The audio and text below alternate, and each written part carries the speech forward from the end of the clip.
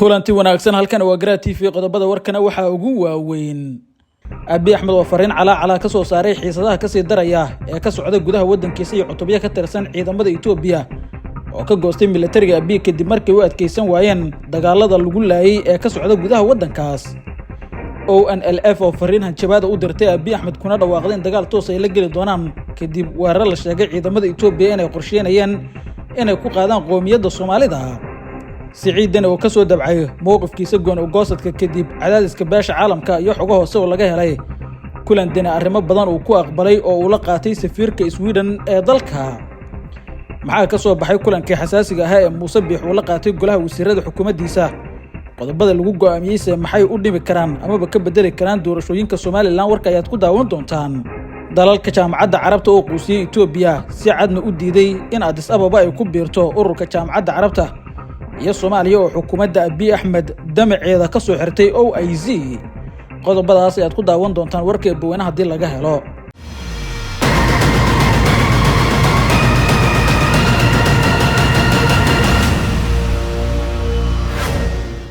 mar kale kulanti wanaagsan qodobadaas aad daawateen oo faahfaahsanayaan idiin soo gudbin doonaa si ay shaqo horeen daawada waxaan ku xasuusinayaa in hadii lagu joogo waqtiga salaada soo gudata waajibaadka leh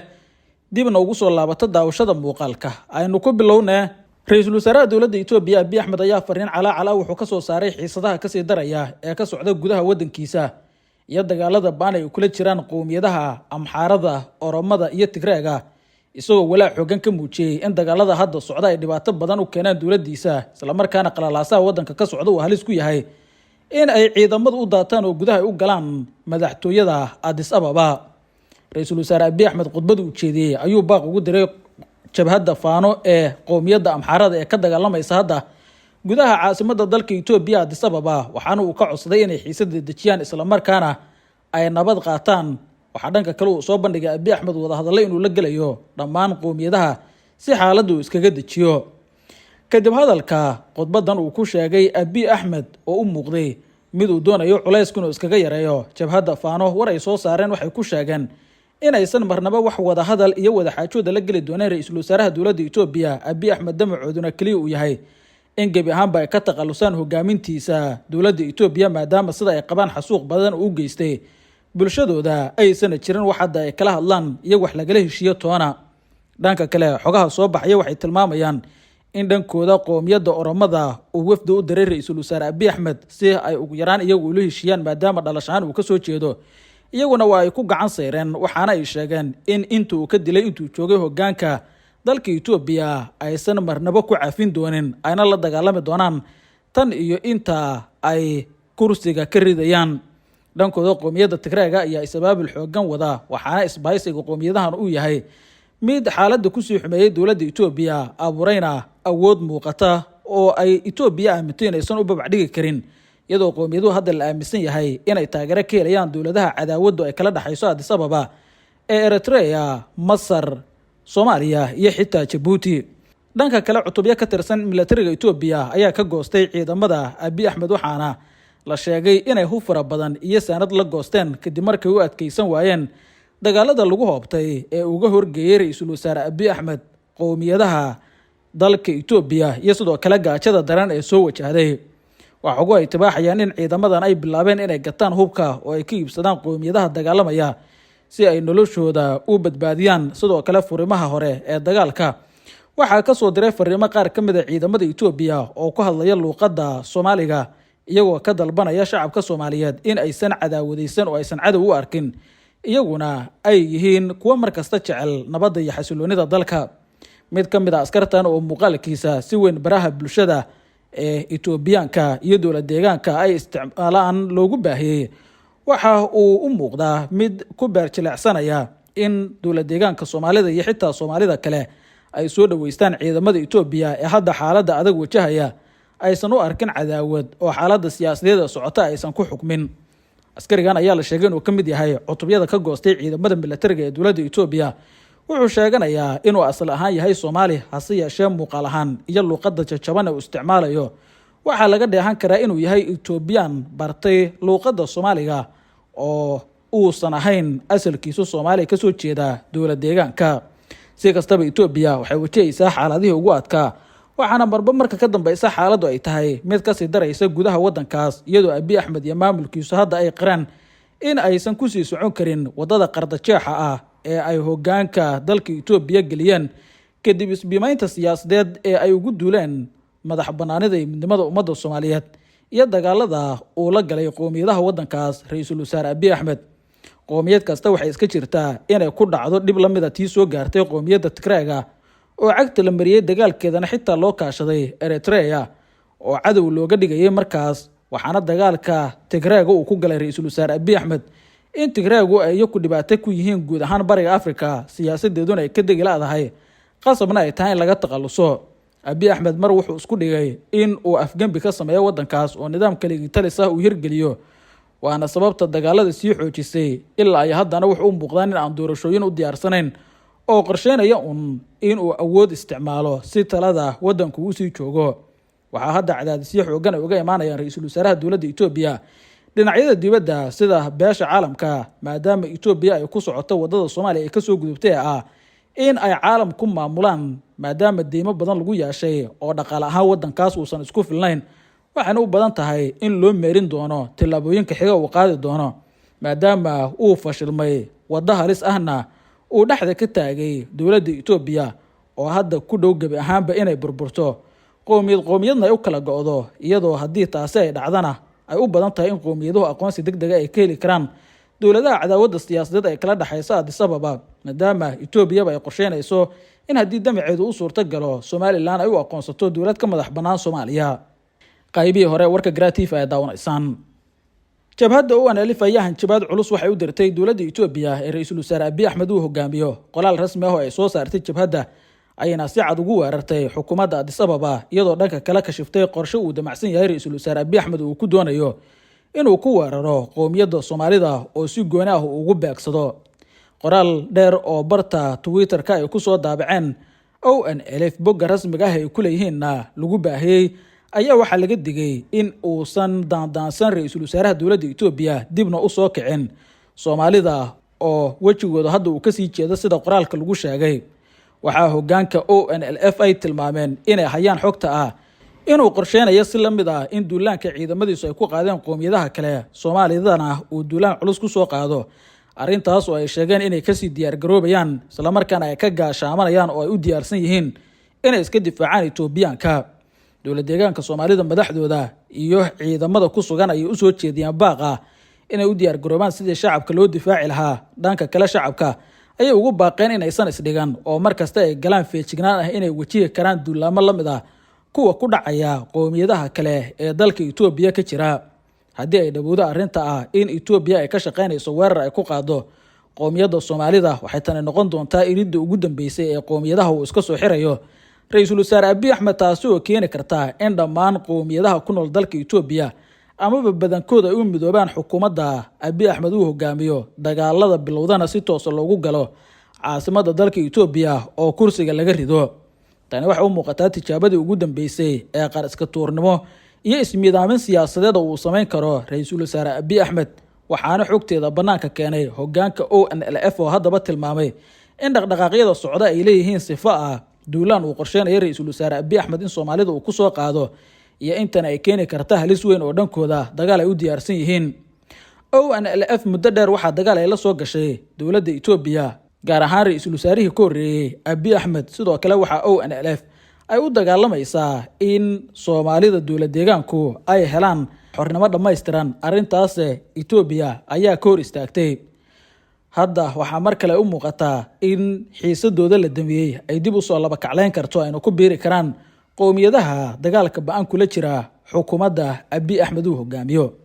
qaybihii dhexe warka Gratiif ay daawanaysaan. madaxweynaha dowlad goboleedka Puntland Siciid Cabdullaahi Deni ayaa ka soo dabcay mowqifkiisii gooni goosadka kadib cadaadisyada uga yimid beesha caalamka, sida ay tibaaxayaan xogaha ka imaanaya magaalada Garowe ee caasimadda dowlad goboleedka Puntland. Siciid Cabdullaahi Deni ayaa aqbalay dhowr arrimood oo horey u diidanaa oo ugu horeeyo in ay kulmaan oo laga shaqeeyo abaabulidda kulan ay iskugu imaanayaan isaga iyo madaxweynaha Soomaaliya Mudane Xasan Sheekh Maxamuud loogana doodayo arrimo ku aadan xiisadda labada dhinac u dhaxaysa iyo sidoo kale sidii looga wada hadli lahaa arrimaha dastuurka iyo qodobada kale ee waaweyn ee Puntland ay diidan tahay. waxaa ila ku dhow xaafiiska Siciid Cabdullaahi Deni ay sheegeen in safiirada beesha caalamka qaarkood oo la kulmay Siciid Cabdullaahi Deni uguna tagay magaalada Garowe uu u sheegay in ugu dambeyn uu ogol yahay in si dhab ah looga wada hadlo qodobada Puntland ay ku diidan tahay la macaamilka dowladda federaalka Soomaaliya isaga oo qodobada uu dalbanaya ay qayb ka yihiin in dib looga laabto ansixinta lagu sameeyay 4 cutub ee ugu horeysa dastuurka ee ay meel mariyaan labada gole ee baarlamaanka Soomaaliya qalinkana uu ku duugay madaxweyne Xasan Sheekh Maxamuud Deni xujada ugu weyn ayuu arintaasi ka dhigay waxaana uu sheegay inuu diyaar u yahay inuu kala garamo oo kala doodo dowladda federaalka Soomaaliya isagoo ku adkeeyay beesha caalamka in qodobkaas oo aan la fulin ay adkaan doonto in ay isaga iyo madaxweyne Xasan Sheekh Maxamuud heshiiyaan hase yeeshee uu ogol yahay si kastaba in la wada hadlo oo la kulmo qodobada kale ee Siciid Cabdullaahi Deni miiska uu soo saaray dowladdan uu ku dhaliilsan yahay waxaa la sheegay in ay qayb ka yihiin in Puntland ay ka maqneed shirarka golaha wada tashiga qaranka ee go'aamada masiiriga ah ee wadanka qaarkood lagu gaaray iyo qodobo kale oo hoose oo xogtooda si badan aan loo baahin waxa beesha caalamku ay ka shaqeynayaan sidii ugu dambeyn la isku soo horfariisin lahaa Siciid Deni iyo madaxweyne Xasan Sheekh Maxamuud oo arrimaha la isku hayo looga garami lahaa waxaana safiirka dalka Sweden oo ugu dambeeyay oo maanta la kulmay madaxweynaha dowlad goboleedka Puntland Siciid Cabdullaahi Deni la sheegay in uu ku wargeliyay inuu u diyaarsan yahay la kulanka madaxweynaha lagana shaqeeyo in sida ugu dhaqsiyaha badan la isku arko xogo waxay tibaaxayaan in beesha caalamku ay qorsheynayso in ay madaxweyne Deni iyo sidoo kale madaxweyne Xasan Sheekh Maxamuud is arkaan ka hor inta aan dib loo iclaamin waqti uu qabsoomayo shirka golaha wada tashiga qaranka ee hore u baaqday is aragooda kadibna qorshuhu yahay in shirka golaha wada tashiga qaranka la iskugu yimaado lana xalliyo oo rajo badan laga qabo in la soo gabagabeeyo khilaafka filla Soomaaliya iyo dowlad goboleedka Puntland arrimaha ugu badan ee Siciid Deni uu ku diidan yahay dowladda madaxweyne Xasan Sheekh Maxamuud marka laga soo tago dastuurka oo maagasho loo arko waxa ugu waaweyn qodobo siyaasadeed oo isaga u gooni ah waxa Deni uu ka dagaalamayaa in madaxweyne Xasan Sheekh Maxamuud uu wareegii ugu dambeeyay doorashada codadkiisa ugu shubay uu u fulin waayo qorshayaasha siyaasadeed ee dowladda uu ka lahaa uu siin waayo xilal muhiim ah oo uu ka codsaday sidoo kalena arrimo badan oo dowladda uga xirnaa oo ganacsi uu ka mid yahay sida uu rabay ay ugu dhaqan gali waayaan waxay u badan tahay madaxweyne Xasan Sheekh Maxamuud in culayska Siciid Deni uu dhinac iska marin doono maadaama markii hore filla Soomaaliya ay rajo ka qabtay in meesha laga saaro hogaamintiisa se yeeshee dib markuu ugu soo laabtay doorashada ay dowladdu dib uga guratay qorshayaashii dhankeeda ay lahayd haddana waxay u muuqataa maadaama 5 sano oo soo socoto uu talada joogaya Deni inaan dagaal siyaasadeed lala gelin oo la iska xalliyo khilaafaadkiisa isla markaana dowladda uu ku garab noqdo filla Soomaaliya waxay isku diyaarinaysaa dagaal siyaasadeed oo xoogan oo lala geli doono Axmed Islaam Axmed Madoobe Axmed Cabdi Kaariyo Qorqor Cali Guudlaaw Xuseen iyo sidoo kale Cabdicasiis Xasan Maxamed Lefte Garan oo la sheegay in dhammaantood ay qorsheynayso dowladdu in meesha laga wareejiyo shakhsiyaad cusub oo saaxiibada madaxweyne Xasan Sheekh Maxamuud ahna la keeno Jubbaland waxaa la sheegay in loo wado ra'iisul wasaare Xamse Cabdi Barre oo la doonayo halkaas isaga in uu noqdo bedelka Axmed Islaam Axmed Madoobe dhinaca dowlad goboleedka Galmudug Mahad Maxamed Salaad oo kamid ah saaxiibada madaxweyne Xasan Sheekh ayaa loo rari doonaa halka koonfur galbeed iyo Hirshabeellana loo wada shakhsiyaad madaxtooyada aad ugu dhow arrimahaasi oo dhan dagaal siyaasadeed ayaa ka dhalan kara dowladuna waxay ku lumin kartaa heshiiska xilligan kala dhaxeeya amaba isku xirnaanta xilligan kala dhaxaysa madaxda maamul goboleedyadaas oo qaarkood hadda ay u sii diyaar garoobayaan ka shaqeynta sidii mar kale ay ugu soo laaban lahaayeen doorasho deegaanadooda ka qabsoonta Gratiif ayaa daawanaysan madaxweynaha Soomaaliland Muuse Biixi Cabdi ayaa kulamo xasaasi ah waxa maanta uu la qaatay golaha wasiirada xukuumaddiisa waxaana looga dooday qodobo badan oo muhiim ah oo arrimaha doorashooyinka ay qayb ka yihiin ugu dambeyntiina waxa laga soo saaray war murtiyad dhammaystiran oo ku aadan shirka wasiirada iyo madaxweynaha Soomaaliland Muuse Biixi Cabdi oo isha lagu wada hayay war murtiyad ka soo baxay xafiiska Muuse Biixi oo ku aadanaa shirkaas ayaa lagu yiri fadhigii 128 ee golaha wasiirada Soomaaliland oo qabsoomay maanta oo Isniin ah taariikhduna ay tahay 13 bisha shanaad 2024 oo uu shir gudoomiyay madaxweynaha Soomaaliland Muuse Biixi Cabdi kuna wehelinayay madaxweyne ku-xigeenka Soomaaliland isla markaana munaasabada xuska 18 May si weyn diiradda loogu saaray ayaa waxa lagu lafaguray gobonimada Gibiley iyo kor u qaadista darajooyinka degmooyinka maamulka qaarkood ugu horeyntii golaha wasiiradu waxa warbixin guud oo la xiriirta amniga ay ka dhageysteen wasiirka arrimaha gudaha Mudane Maxamed Kaahin Axmed oo golaha uga warbixiyay amniga guud diyaar garowga xuska 18 May iyo qodobo kale oo muhiim ah oo mandaqada geeska Afrika quseeya. sidoo kale goluhu waxa warbixin ay ka dhageysteen wasiirka wasaaradda gaadiidka iyo horumarinta jidadka oo golaha u aqriyay warbixinada la xiriira guddigii loo xil saaray shirka inay hor keenaan arrimo ku aadan shilalka gaadiidka iyo sidoo kale dhibaatooyinka kale ee wadooyinka isticmaalkooda lagu qabo. dhinaca kale golaha waxaa la hor keenay soo jeedinta gobonimada Gabiley iyo kor u qaadista darajooyinka degmooyinka Caynaba, Baki, Shiiq iyo Balli-Gubadle oo uu soo gudbiyay wasiirka wasaaradda arrimaha gudaha. waxaana goluhu ay soo jeediyeen in loo gudbiyo golaha wakiilada Somaliland si ay waajibaadkooda uga gutaan. shirka golaha wasiirada waxaa sidoo kale lagu soo hadal qaaday arrimo ku aadan doorashooyinka oo Muuse Biixi uu sheegay inay u diyaarsan yihiin ayna tahay ciddii loolanka geli lahayd in dhankeeda miiska ay soo saarto oo aysan waxba dib isku dhigin. si kastaba shirka golaha wasiirada waxaa dhanka kale la sheegay oo xogo hoose oo soo baxay ay tilmaamayaan in Muuse Biixi uu ka dalbaday dhammaan golaha inay ka qayb qaataan ololaha dib u doorashadiisa maadaama mar kale uu dagaal siyaasadeed u gali doono sidii ugu soo laaban lahaa hogaaminta maamulka fadhigiisu yahay Hargeysa isagoo loolan kala kulmaya xisbiyada mucaaradka oo ugu weyn yahay xisbiga wadani oo la aaminsan yahay in xitaa dowladda federaalka Soomaaliya ay taageerayso si meesha looga saaro qorshaha ama damaca soo laabashada Muuse Biixi oo dowladda ay u aragto in halis uu ku yahay xiriirka labada dhinac iyo wada hadaladii Somaliland iyo dowladda dhexe ee la qorsheynayay in la sii anba qaado. ugu dambeyntiina dalalka jaamacadda Carabta ayaa quusiyay Itoobiya si cadna waxay u diideen in Addis Ababa ay ku biirto ururka jaamacadda Carabta. dowladda Soomaaliya ayaana damaca Addis Ababa waxay ka soo xirtay ururka OIC la yiraahdo. wasiirka wasaaradda maaliyadda xukuumadda federaalka Soomaaliya oo ka qayb galay shirka 33aad ee wasiirada maaliyadda dalalka jaamacadda Carabta ayaa waxa uu hordhigay in aysan dhammaan dalalku aqbalin damaca Itoobiya ay ku doonayso in ururkaas ay ugu soo biirto isagoo soo bandhigay warbixin ku aadan sida halis xukuumadda Addis Ababa ay ugu noqonayso ururkan iyo sida hadda ay dhibaato ugu hayso ururada ay ku jirto iyo gobolka ay madiqad ahaan dhacdo ee geeska Afrika. wasiirada dalalka Carabta ayaa intooda badan waxay qireen inay isha ku hayaan lana socdaan dhibaatada Itoobiya ayna dareensan yihiin waxyaabaha laga dhaxli kara haddii ay ku soo biirto ururkan sidaas oo geedna aysan marnaba aqbali doonin in Addis Ababa ururka jaamacadda Carabta qayb ay ka soo noqoto. arrintan waxaa niyad jab ay ku tahay ra'iisul wasaaraha dowladda Itoobiya Abiy Ahmed oo dowladdiisu hore ugu dhawaaqday inay qasab tahay in dugsiyada Itoobiya lagu dhigo luqadda Carabiga lana bara ardayda luqaddaas si Itoobiya ay u codsato ku biirista ururka jaamacadda Carabta ay u aragto dana badan inay uga xiran yihiin. hadda waxa u muuqataa in eridaas ay soo xirantay oo Soomaaliya ay albaab kale oo muhiim u ahaa Addis Ababa soo xirtay waana mid ka mid ah guuldarooyinka diblomaasiyadeed ee urursanayso xukuumadda Addis Ababa tan iyo markii ay ku soo duushay madax banaanida iyo midnimada ummadda Soomaaliyeed dunidan ay u cadaatay damaceeda qariska tuurnimada ah iyo qorshayaasheeda waalida ah ay ku doonayso dhul iyo biyo aysan lahayn inay ku goosato duniduna ay ku diiday oo hal wadan Abiy Ahmed iyo xulufadiisu taageero ay uga waayeen. si kastaba Soomaaliya oo hadda sare u kac dhinaca maaliyadda iyo diblomaasiyadda intaba ka sameynaysa